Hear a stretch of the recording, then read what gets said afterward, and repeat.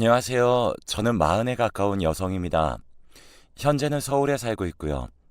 밖에 나가기가 무서워서 집안에만 있으면서 사연을 자주 듣고 있는데 사실 생각해보니 제 삶도 그리 평탄하지만은 않았더라고요. 그래서 제 사연도 한번 듣고 마음 먹고 써봅니다. 저는 지방에서 태어났어요. 그렇다고 완전 시골은 아니고 지방 도시였죠. 제가 태어났을 때 우리 집은 꽤 화목하고 사이가 좋은 집이었어요. 제 밑으로 여동생도 태어났고 연년생인 저희 자매가 쭉 자라면서도 계속 화목했죠.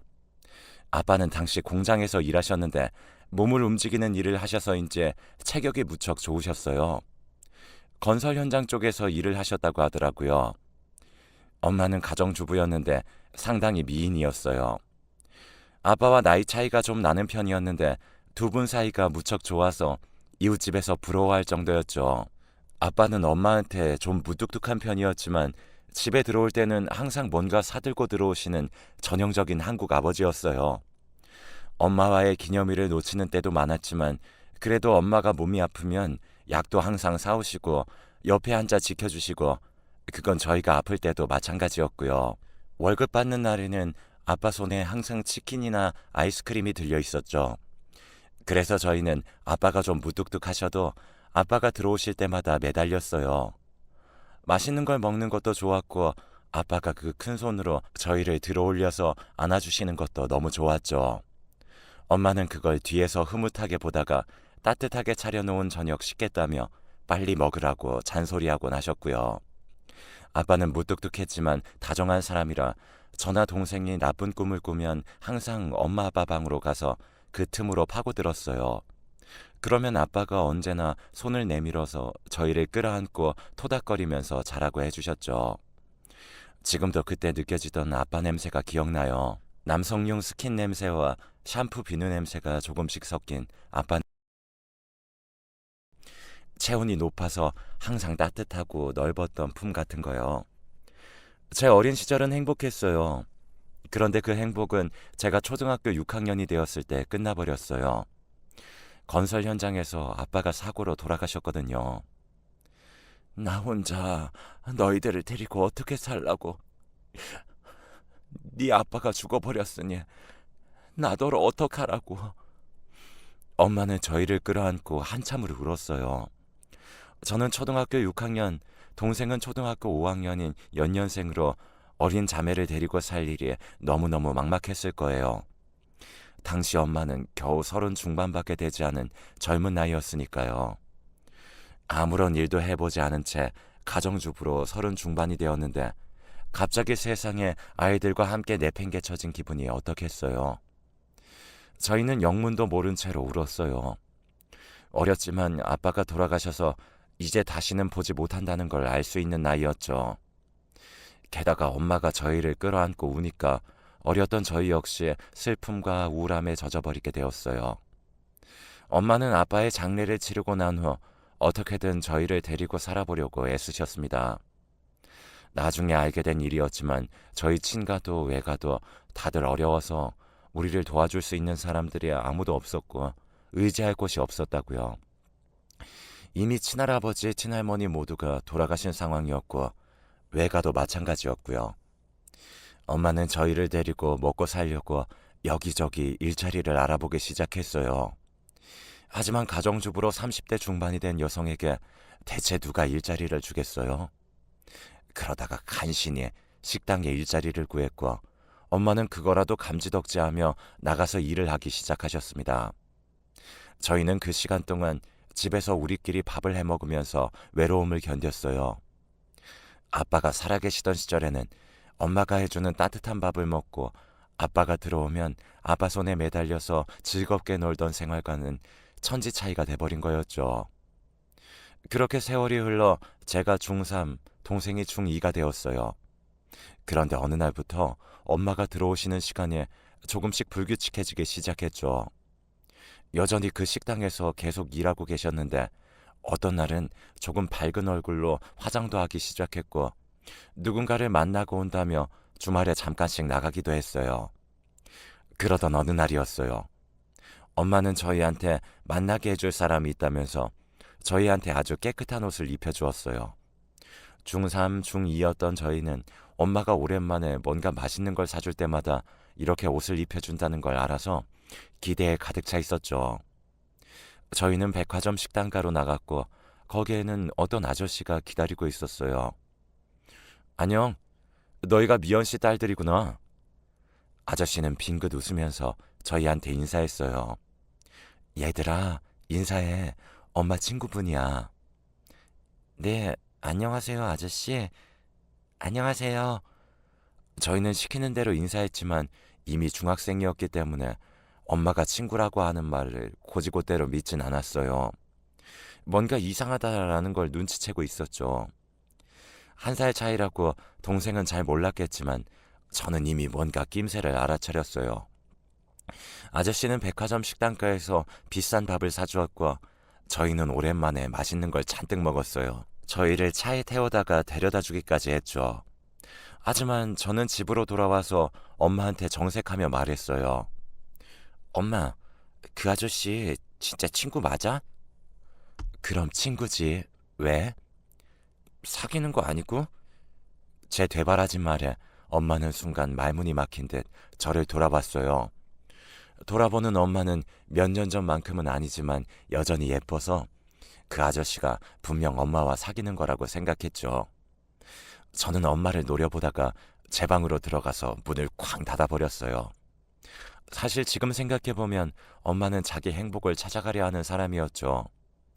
하지만 어리고 예민한 사춘기였던 저는 엄마가 아빠가 아닌 다른 남자와 만난다는 사실만으로도 배신감을 느꼈어요. 엄마는 그런 제 뒤를 쫓아와서 그런 게 아니라고 열심히 저를 설득하려고 하셨지만 저는 거기에 넘어갈 수가 없었죠. 실제로도 엄마는 계속 저희를 설득하던 끝에 1년도 지나지 않아 그 아저씨와 결혼하셨으니까요. 동생은 아저씨와 엄마의 설득에 넘어가서 아저씨하고 상당히 친해졌어요. 겨우 1살 차이였는데 동생은 정도 많고 부드러운 성격이었고 저는 반대로 좀 까칠한 편이었거든요. 결혼 당일에도 저는 안 가겠다고 난리치고 뛰쳐나가고 그랬어요. 아저씨도 엄마도 재혼이었는데 아저씨 쪽에는 자식이 없었죠. 그 아저씨도 사별이라고 했어요. 지금 생각하면 사별의 아픔을 아는 사람들끼리 잘 만나서 결혼한 거였지만 당시 예민했던 사춘기 소녀였던 저한테는 씨알도 안 먹힐 소리였죠. 그리고 이제 새아빠가 된 그 아저씨한테 저는 계속 못되게 굴었어요. 새아빠는 항상 아침을 직접 차려주셨어요. 재혼 후에는 엄마가 더 이상 식당에 나갈 이유가 없어서 집에 머무르셨는데 새아빠는 엄마한테 더 잘하면서 저희 아침을 직접 챙겨주셨죠. 안 먹어요. 얘 미영아, 그래도 먹고 나가라. 응? 오늘 추워서 먹고 나가야 돼. 안 먹어도 상관없어요. 간섭하지 마세요. 아버지 보기 싫어서 그래? 그럼 아버지가 방에 들어가서 안 나올게. 안 먹어요. 매일같이 새아빠는 저한테 아침을 먹고 가라고 하셨고 저는 거절하고 나왔어요. 지금 생각해도 제가 참 싹수가 없는 편이었죠. 저는 고등학생이 되었고 새 고등학교를 진학해서 그리 잘 적응하지 못했어요. 아저씨 따라 이사를 가게 되어서 이전에 있던 익숙한 동네가 아니라 완전히 새 동네로 갔거든요. 그 동네는 예전에 살던 곳보다 훨씬 잘 사는 곳이었고 그래서 저는 그 애들에게 적응을 하지 못했죠. 새 고등학교 애들은 제가 못 사는 동네에서 왔다면서 은근 저를 따돌렸어요. 그래도 은근히 따돌리는 것 정도는 견딜만 했어요. 이전에 중학교 때도 저희 아빠 돌아가셨다고 애들이 싫어하던 경우도 있었으니까요. 하지만 몇 개월 지났을 때 저를 집중적으로 괴롭히는 일진의 하나가 생겼어요. 야, 너 대체 뭐냐? 왜 이렇게 생겼어, 너는? 하지마, 너네 아빠 죽었다며. 지금 아저씨 완전 새 아빠라며? 아휴. 맥락도 안 맞는 얘기를 하면서 욕을 해대는 그 애는 그냥 제가 괴롭히기 좋아서 그런 것뿐이었어요. 이유도 없었죠. 저는 학교에서 내내 그 애의 온갖 못된 짓을 견디다가 학교 마칠 시간이 되면 도망치듯 학교를 나갔어요. 그런데 하루는 하굣길에 그 애가 저를 아예 따라 나왔어요. 따라 나오면서 그 애는 동네가 떠나가라 목청을 높여서 소리를 질렀죠. 야, 너네 그거 아냐? 얘 완전 가난했대. 근데 얘네 엄마가 다른 남자 꼬셔서 결혼해서 여기 온 거래. 원래는 거지래. 동시에 하교하는 길에 그 가득하던 학교 애들이 전부 다 저와 그 애를 돌아보았죠. 여고였는데 그 학생들의 눈이 죄다 저한테 쏟아지니까 정말 순간 미칠 것 같더라고요.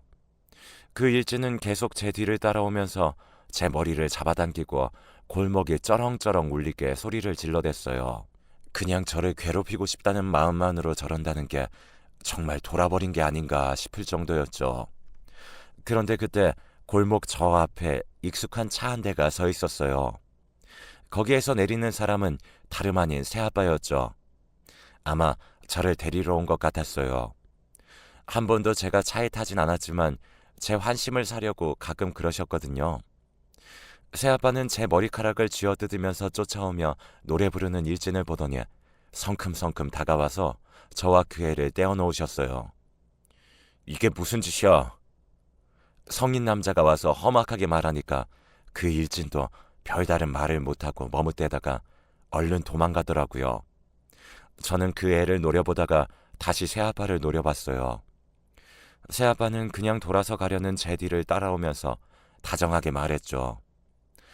아빠가 지켜줄 테니까 무슨 일이 있으면 꼭 말해라. 평생 지켜줄 수 있으니까 말이야. 필요 없어요. 넌 내 딸이야.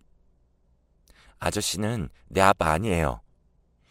그 말에는 새아빠가 좀 상처받은 것 같더라고요. 하지만 저는 거기 상관하고 싶지도 않아서 그냥 돌아서서 걸어서 집으로 가버렸어요. 그렇게 제 고등학교 시절은 꾸준히 새아빠를 혐오하는 일로 가득 차 있었어요. 저는 계속해서 어린 시절 즐겁던 시간과 친아빠를 생각했고 그리워하면서 새아빠를 저주했어요. 제발 새아빠가 하는 일이 죄다 망하기를, 새아빠가 어디 아파서 콱 쓰러지기라도 하기를 바라기도 했죠. 참 철없고 못된 아이였어요. 저는 그렇게 대학에 진학했고 대학을 다닌다는 명목으로 집에서 나와 자취를 했어요. 새아빠를 안 보고 싶었기 때문이었죠. 하지만 새아빠는 엄마와 함께 와서 제 방에 먹을 거며 필요한 생필품이며 이것저것 채워 넣어 주셨고 용돈도 부족하지 않도록 넉넉하게 주셨어요. 사실 저는 어릴 때는 몰랐는데 새아빠는 상당히 잘 나가는 사업가였어요. 엄마랑은 그 식당에서 만났는데 열심히 일하면서 밝게 웃는 엄마가 그렇게 이뻐 보였대요. 엄마도 그 덕분에 아주 넉넉하고 풍요롭게 사셨고 사실 저하고 동생도 그 수혜를 톡톡히 입었죠. 대학 등록금이니 용돈이니 하는 것들을 전혀 걱정하지 않고 지냈어요. 하지만 그건 상관없이 저는 여전히 친아빠가 그리웠고 새아빠가 미웠죠. 참 철이 없었어요. 그렇게 대학 시절을 지내면서 조금씩 세월이 흘러 새아빠에 대한 맹목적인 미움은 조금씩이나마 사그라들었어요. 대학 졸업 이후 취업이 잘 안 될 때에도 새아빠는 아주 조심스럽게 저한테 위로할 수 있는 방법을 찾으려고 했었고 그런 부분들이 새삼스레 눈에 들어오기도 했죠. 그리고 저는 취업하고 근무하면서 거기서 만난 상사가 남자를 소개시켜 주셔서 그 사람과 사귀게 되었어요. 이전에도 남자친구는 당연히 있었지만 그리 심각한 사이는 아니었는데 그 사람은 조금 더 진지하게 생각하게 되더라고요. 당시 저도 20대 중반이 넘어가고 있었고 남자친구도 20대 후반이라서 결혼할 때가 되어가고 있었거든요.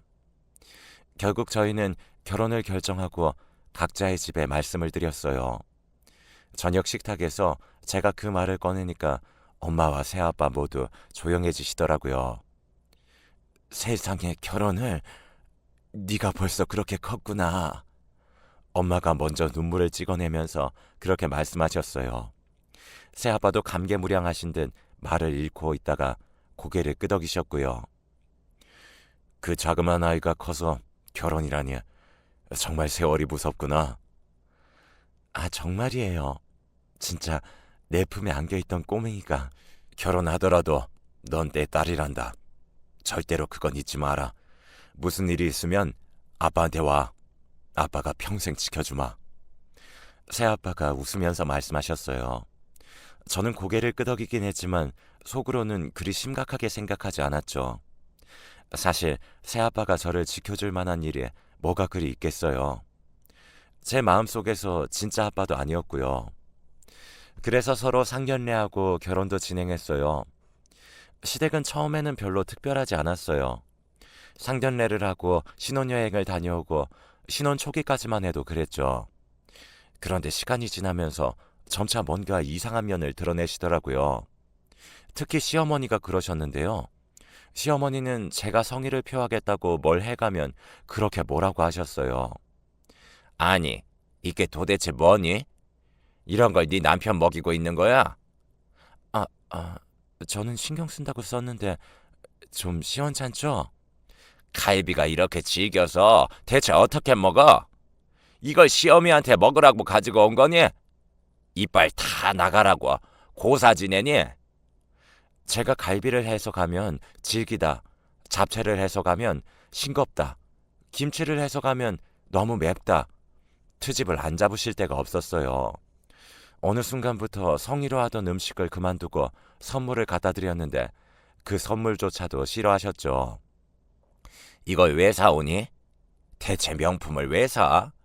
네 남편이 버는 돈 아깝지도 않니 넌? 어머님, 저도 돈 벌어서 보너스 받아서 그걸로 사온 거예요. 헛소리 마라. 여자가 벌어봐야 얼마나 벌겠니? 네 남편 돈 허비하지 마라. 꼭 골라도 이렇게 이상한 걸 골라만 놓곤. 시어머니는 말끝마다 남편을 들먹였어요. 남편은 내남매 중 막내로 위에 딸들을 여러 낳아놓고서 아들을 낳겠다고 막둥이로 낳은 것이 남편이었죠. 그래서인지 어머니는 남편이 아주 끔찍한 아들이었고 제가 조금이라도 소홀하거나 남편한테 잘못한다고 여겨지면 아주 생난리를 치셨죠. 저는 나름대로 남편한테 열심히 한다고 하는데 시어머니의 기준에 맞추기란 불가능한 일이었거든요. 시어머니는 남편한테 꼭 아침을 차려줄 것, 그것도 반찬 5가지 이상, 항상 새로운 국을 끓여서 차려줘야 한다고 강요하셨어요. 정작 남편은 아침에 귀찮아서 잘 안 먹는다고 그냥 나가서 사 먹자고 하는데도 말이죠. 매일같이 반찬이 바뀌지 않으면 그것도 아내가 아닌 거라고 하시더군요. 저는 시어머니 말씀을 적당히 흘려듣고 싶었지만 어느 날은 퇴근하고는 너무 놀랐어요. 시어머니가 집에 들어와 계시더라고요. 애비한테 내가 비밀번호 물어봐서 들어왔다. 왜? 놀랬니? 내가 내 자식 집도 못 들어오니? 아니요, 어머님. 그게 아니라 너 내가 냉장고 열어보니까 엉망이더라. 유통기한 지난 우유는 왜 안 버리니? 그거요? 그거 애비 먹고 배탈 나라고? 그런 거 관리도 하나 못하고 냉장고에 오래된 반찬은 왜 이렇게 많은 거야? 대체 살림을 하긴 하는 거니? 시어머니는 속사포처럼 말을 쏟아내면서 본인이 가져오신 곰탕과 잡곡밥을 꺼내놓으셨어요. 하지만 남편은 한식을 그리 좋아하지 않았고 특히나 잡곡밥이나 곰탕 같은 음식은 질색을 했죠. 남편도 집에 들어와서 놀라는 눈치더라고요. 뭔가 들여놓을 것이 있다고 해서 시어머니한테 비밀번호를 알려주었는데 설마 아예 집에 들어와 버티고 있으면서 저녁까지 식탁에 앉아 계실 줄 몰랐던 거죠. 그 때문에 남편은 시어머니가 가져온 잡곡밥에 곰탕을 먹으면서 얼굴이 울상이 되더라고요. 우리끼리라면 가볍게 두부 정도 부쳐 먹거나 고기만 구워서 고기만 먹거나 했을 텐데 말이에요. 시어머니는 남편이 우거지상을 하고 밥을 먹고 있으니까 괜히 저를 혼냈어요. 네가 평소에 반찬을 잘 해놔야 애비가 입맛이 돌지. 그러질 않으니까 결혼 전에 잘 먹던 것도 안 먹잖니. 저는 할 말이 많았지만 그냥 입을 다물었어요. 속이 부글부글 끓어올랐죠. 이런 생활이 벌써 신혼 이후로 1년 가까이 계속되고 있었어요. 남편은 중간에서 중재할 생각도 하지 않고 그저 뒤로 빠질 생각만 하고 있었죠. 남편은 착한 사람이었지만 그만큼 누군가와 싸우기도 싫어했거든요. 시어머니는 반찬을 한다며 저희 씻기며 냄비며 잔뜩 사용하고 저한테 쪽파나 마늘을 잔뜩 까게 한 다음 그 쓰레기를 그대로 내버려두고 돌아가셨어요. 그나마도 남편이 얼른 가시라고 계속해서 재촉한 덕분에 무거운 엉덩이를 일으키신 것 같았죠. 더 끔찍한 건 그 이후로 시어머니가 일주일에 두세 번씩 저희 집에 와서 기다리고 있었다는 거였어요. 퇴근할 때마다 무서울 정도로 끔찍했었는데 남편은 또 거기에 적응해가고 있더라고요. 속이 정말 뒤집어져서 미칠 것 같은데 남편은 어쩔 수 없지 않냐며 어깨만 으쓱거렸어요. 할 수 없잖아. 엄마가 반찬 가져다 주니까 나도 먹기 싫은데 그렇다고 우리가 싸울 수도 없고. 아, 오시지 말라고 말씀 좀 드려. 제발. 미칠 것 같아. 뭐 그래도 엄마가 오셔서 하시는 게 뭐가 있다고. 저는 진짜 제 편이 하나도 없는 것 같은 기분이 들더라고요. 그래서 친정엄마와 통화하면서 하소연을 진짜 엄청나게 했어요. 평소에는 걱정하실까봐 이런저런 이야기를 거의 안 하는 편인데 이러다가는 제가 미치겠더라고요. 친정엄마는 제 말을 말없이 다 듣다가 땅이 꺼져라 한숨을 쉬었어요. 엄마도 별다른 수가 없으니 당연히 듣기만 하셨죠. 저는 그래도 털어놓기만 해도 속이 좀 풀려서 그냥 그렇게 전화를 끊었어요. 시어머니는 거의 일주일에 화요일과 금요일에 오고는 했어요.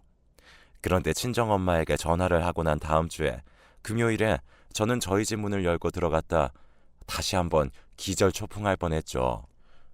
딸, 왔니? 퇴근이 좀 늦구나. 시어머니가 똥 씹은 표정을 하고 앉아있는 건 예상한 일이었죠. 하지만 거기에 새아빠까지 계실 줄은 진짜 상상도 못했죠. 심지어 새아빠는 다리를 꼬고 소파에 앉아 당당하게 커피까지 드시고 계셨어요. 원래 시어머니가 앉는 자리였는데 새아빠가 앉아 계시니까 옆에 접근도 못하고 있었죠.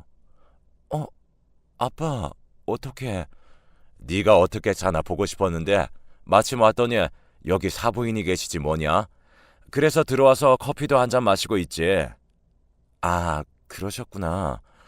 이왕 왔으니 저녁도 좀 얻어먹고 가야겠다. 사부인께서 맛있는 것도 많이 싸우신 것 같던데. 새아빠는 당연하다는 듯 말하면서 시어머니를 쳐다봤어요. 시어머니는 정말 똥 씹은 표정을 하고 일어났고 제 뒤를 따라 들어온 남편은 속도 없이 새아빠를 보고 좋아하면서 인사를 했죠. 장인과 사위는 서로 잘 통하는지 바둑판을 꺼내어두면서 수다를 떨었고 제가 시어머니를 도우려 부엌으로 가려고 하자 새아빠가 제지하시더군요. 넌 여기서 나랑 이야기 좀 하자. 뭔가 심각한 이야기라도 있는 것처럼 말씀하시니 부엌에 있는 시어머니도 저를 못 부르셨어요. 저는 그래서 그냥 자리에 앉아 있었죠. 그런데 새아빠가 하는 말씀은 진짜 별거 아니었거든요. 그리고 시어머니 혼자 저녁을 차려주자 새아빠는 아주 맛있게 싹 드셨어요. 그러고는 시어머니한테 싱글벙글 웃어 보이시더군요. 사부인, 음식 솜씨가 정말 좋으시네요. 오실 때마다 저도 와서 좀 얻어먹어야겠습니다. 언제 오시죠? 그게... 얘 딸아, 너희 시어머니 오시면 꼭 전화해라. 전화하면 내가 곧장 얻어먹으러 오마.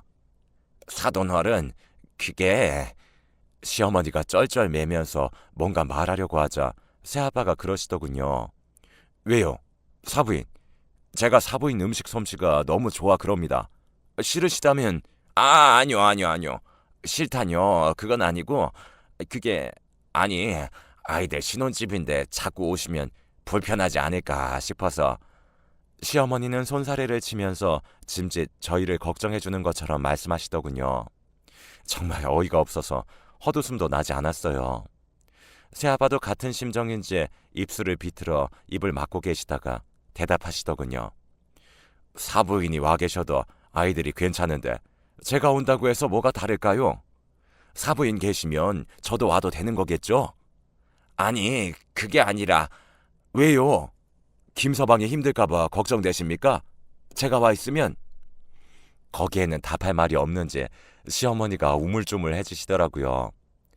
새아빠의 말은 앞으로 시어머니가 올 때마다 새아빠도 여기 오시겠다는 선전포고나 다름없었어요. 시어머니는 결국 꼬리를 말고 짐을 챙겨가지고 곧장 나가시더군요. 그때야 남편은 뭔가 분위기가 이상하다는 것을 눈치챘지만 저희 새아빠도 술 마시고 얘기하는 걸 좋아하는 편이라 어머니가 나가셔도 별다른 신경을 쓰지 않으셨어요.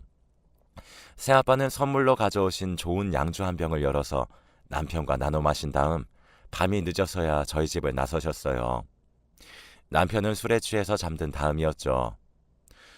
난 이제 가마. 정말로 사부인 또 오시면 전화해라. 곧장 오마. 저는 시어머니가 그렇게 어물어물하다가 나가버리셨던 게 너무 통쾌해서 저도 모르게 웃었어요. 그리고 그제서야 새아빠가 저한테 얼마나 마음을 쓰시는지 인정할 수 있을 것 같았죠. 어린 시절 난 참 철이 없었구나 싶은 마음이 들었어요. 감사해요. 제가 그렇게 말하니까 새아빠는 어딘가 감동받으신 듯한 얼굴이었어요.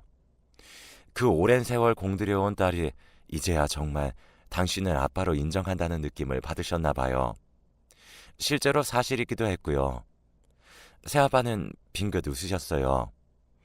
내가 평생 지켜준다고 했지 않았니? 그러고는 인사하고 돌아서서 가셨어요. 정말로 저를 평생 지켜주는 아빠의 모습이었어요. 저런 분이라면 우리 친아빠도 인정해주시고 기뻐하실 거라는 생각에 그제야 들더군요. 저는 뿌듯한 마음을 안고 집으로 다시 들어왔어요. 그날 이후 시어머니는 저희 새아빠가 견제하는 걸 알았는지 저한테 말도 행동도 조심하기 시작하셨어요. 사실 저희 아파트도 새아빠가 해주신 거였고 여러 가지로 저희 친정 쪽이 시댁보다 나았거든요. 그 일 이후에 그 사실이 새삼 다가오셨나 봐요. 당연히 저희는 살기가 편해져서 남편도 시어머니가 오지 않으니까 아주 살판이 났어요. 너무 철없고 맹해서 멋없긴 한데 저도 편해졌으니 뭐 된 거겠죠. 그럼 제 사연은 여기까지입니다. 즐겁게 들으셨으면 좋겠어요.